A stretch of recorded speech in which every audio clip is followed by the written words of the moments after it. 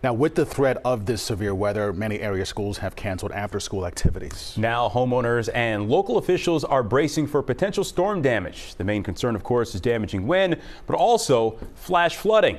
Delaware County reporter Madeleine Wright is live, literally on the road in Upper Providence. Good to see you once again. Madeleine, what's the word? Good afternoon, Don Siafa. There was a lull in the rain, but now it's starting to pick back up again. There's been on and off showers here in Delaware County all day long. My photographer Tom Gardner is driving, and if you take a look out the windshield, you can see just how wet Providence Road is here. I talked to one homeowner who isn't taking any chances with this storm.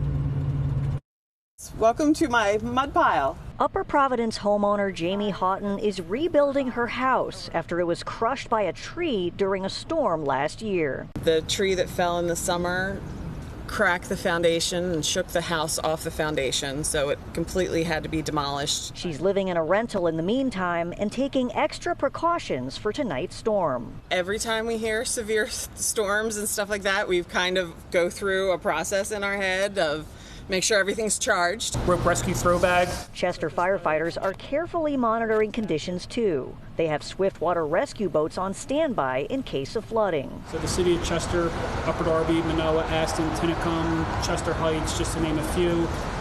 All those fire departments have swift water rescue boats and swift water rescue technicians, and we've been communicating with each other. But he says the biggest concern is power outages. PECO says extra crews are on hand. When storms and extreme weather hit, PECO is dedicated to restoring the service as quickly and as safely as possible. The basement's over there. Back in Upper Providence, Houghton is hoping to be back in her new house by July. After what happened last year, she says she looks at storms differently. In a neighborhood with big tall trees like this, you really have to take it seriously when a storm's coming.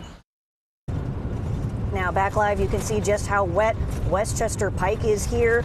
Delaware County Emergency Services says they are increasing staffing tonight because of an expected increase in 911 calls.